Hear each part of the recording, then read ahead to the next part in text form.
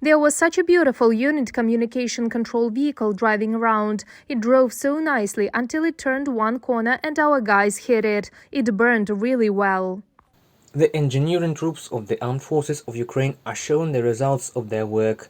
Recently, servicemen of the 14th Separate Mechanized Brigade, named after Prince Roman the Great, destroyed one of the enemy's communication vehicles on the move in the Donetsk region. If there is no vehicle, then there is no unit control and therefore no communication. And if there is no communication and control, then there are no more enemy units. Servicemen say that the defense is now being conducted in the most difficult conditions. The Russian army, under the cover of artillery, is trying to storm Ukrainian positions. The enemy spares no effort. First of all, human resources. Thousands are being thrown everywhere without regard for human lives or forces and resources. Aircraft, missiles and bomb attacks. Everything goes on our territory, on our heads. To minimize losses, it's important to see the enemy, Ukrainian servicemen say. Unmanned aerial vehicles and drones serve as eyes for the Ukrainian military. They help find out where the enemy positions are and in what areas redeployment begins. They are used for both reconnaissance and fire correction. The main war is now being waged at long-range distance. For more accurate fire correction, drones are increasingly being used to reduce losses of personnel and equipment on our side, and the same on the enemy's side. They are using this very massively, and that's what we are working for. Alexander serves as the eyes and ears of his unit. His task is to determine the movement of enemy unmanned aerial vehicles and drones, because they also conduct reconnaissance over Ukrainian positions and then eliminate them. We scan space looking for enemy positions, drones, that's our main job.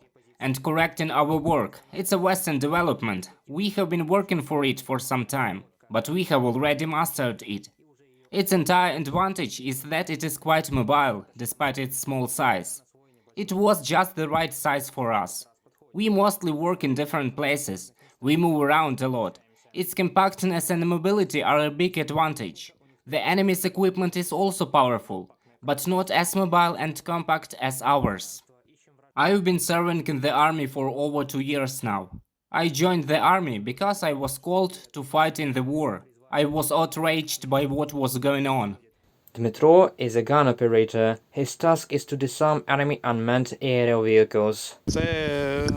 This is a gun for fighting enemy unmanned aerial vehicles and drones. The drone's signal is interrupted and it cannot be controlled by the operator.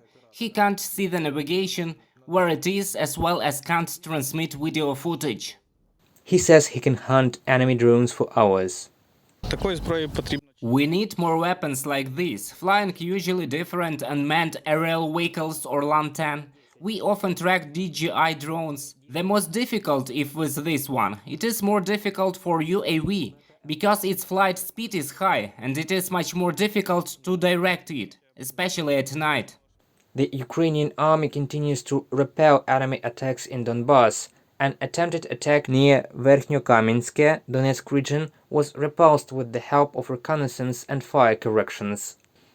The enemy was forced to leave the occupied positions with losses. Ukrainian servicemen say, despite the heavy fighting in the Donetsk and Luhansk regions, they do not lose confidence that they will be able to deter the enemy and return home. What are you dreaming about? I want to get back to my family and back to my children as soon as possible. Who's waiting for you at home? My wife, kids and my mother. I want to say hello to them and tell them that I am fine. Reported by Pavel Stelmach, Anastasiya Zhuk, Alexei Idrisov, UATV News.